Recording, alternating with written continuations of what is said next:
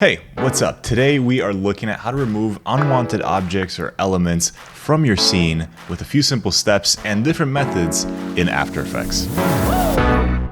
So sometimes when you're shooting, especially in uncontrolled environments and especially on lower budget shoots, there's a lot of unpredictable things that can happen, and sometimes they're not the best things to serve your story. There can be happy accidents, and sometimes there can be things that you just want to remove, such as this annoying Dish Network logo in the foreground here, or this annoying lady bopping her head back and forth as if she's getting electrocuted, which is very distracting for what's intended in this scene and everything else that's going on that we want the audience to focus on. All right, so let's get mad at the inanimate object first. So let's take a look at how to remove this logo. And this is actually very simple. I was quite lucky because as you can see, there's not a whole lot of detail in this dish. It's very flat. There's not a whole lot of color variation or gradients or shadows on this. So what I did is very simply creating a solid of the same color, and then I just 2D tracked it in so that it stays in place as the camera is moving. And this may not happen almost ever. I just want to show you just kind of the mindset of approaching multiple VFX shots and trying to find the path of least resistance. And what I mean by that is just trying to find the easiest and fastest solution that can give you the results that you want. You can very easily fix something and move on to other demanding shots that might require more of your time. So by keeping that in mind, we are already done with this shot without having to deal with any clone stamping tool, 3D tracking, or anything else. Very quick and easy, and now we can move on to the next shot, where we actually do need to use the clone stamp tool and some slightly more advanced features. So this next shot was absolutely a disaster. When I reviewed it after shooting, it was intended to be this moment of stillness and awkwardness between these two characters, and right in the center of frame we have this head moving back and forth with this very loud hair just kind of taking all of the attention in the spotlight for itself. So that's clearly what we don't want. So when I first had to deal with this shot and I had to just get out a rough cut very quickly and I was kind of under pressure, again I went to look at what is the fastest and easiest solution and still make it look good, or let's be honest, good enough. And that was basically freeze framing a moment in the scene where this lady was staying kind of still, and then overlaying that still frame and tracking that in, much like what we did with the solid on the Dish Network logo. And this could work. I mean, you're not really paying attention to inside the bar, you're really looking more at the characters, and without that added motion, your eyes aren't wandering too much. So for a quick shot, this could be passable, but let's take it a step further and let's actually properly clean this up. So we want to export a frame where maybe she is convulsing forward, revealing more of what's behind her in this bar. And we can then go to Composition, Save Frame As, and we will export this as an uncompressed TIFF or PNG. And then we can bring this into Photoshop and do some very basic clone stamping to completely delete this person from the shot. So with it now open, we can hit S on our keyboard or go over the toolbar here on the left and select the clone stamp tool.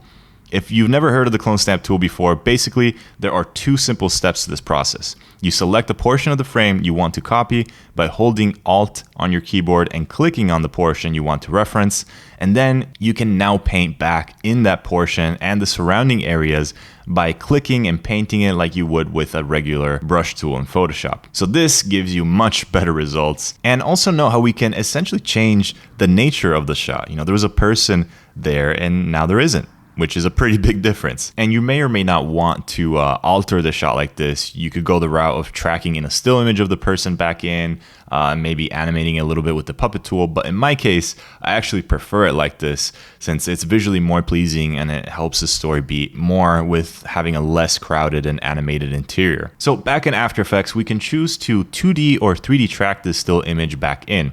If you are 2D tracking, in order to get the correct parallax, you would need to track the background inside the bar, as well as a second 2D track for the window frame on the outside of this bar.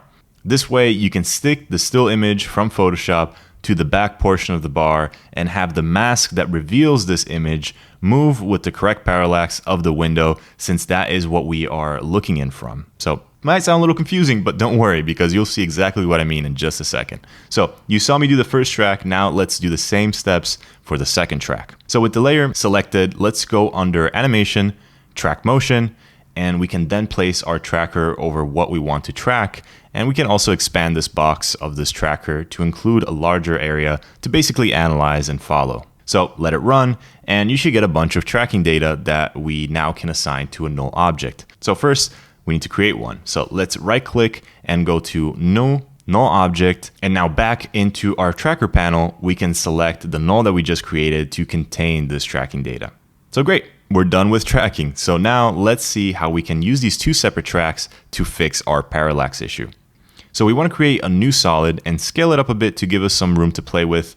And we want to then place the layer of this solid above the still that we brought in from Photoshop. So then you want to create a mask with the pen tool to trace the edges of the outer window or anything that you may have closer to camera. Basically, you're just trying to find a good cutting point to hide the fact that we inserted a still image into our shot.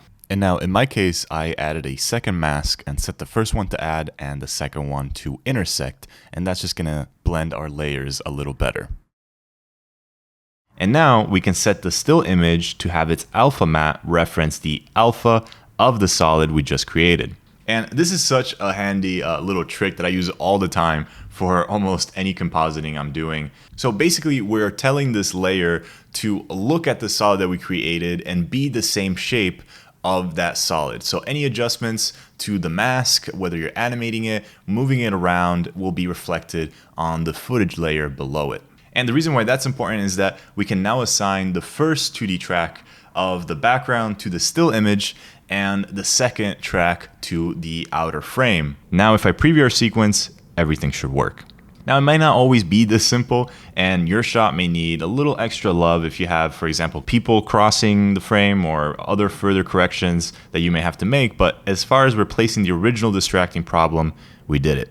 So now I saved the best for last, and this is a really powerful and recent tool that After Effects is constantly improving, and basically it allows you to fill in automatically any gaps in a clip. And we already took a look at this in my last video where we used the Content Aware Fill tool to remove lens dirt and clean up a shot. So the steps are basically identical to that one. So I highly encourage you to check out that video if you want a full step-by-step tutorial. But basically you just want to mask any unwanted portion and animate the mask with keyframes if needed, if those elements are moving, and then set that or any other mask to subtract and feather it to liking.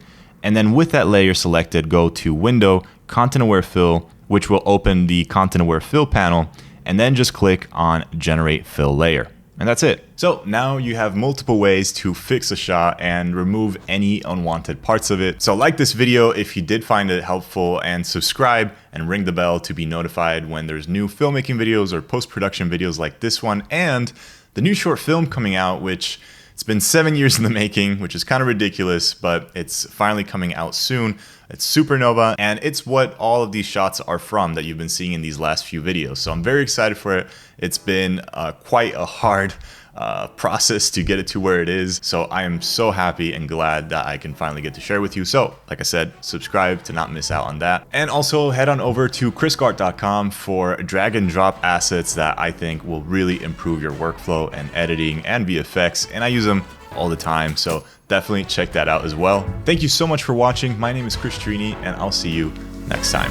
Done tap into my superpower. My moment's here, this is my hour. I'm blossoming up like a flower. My moment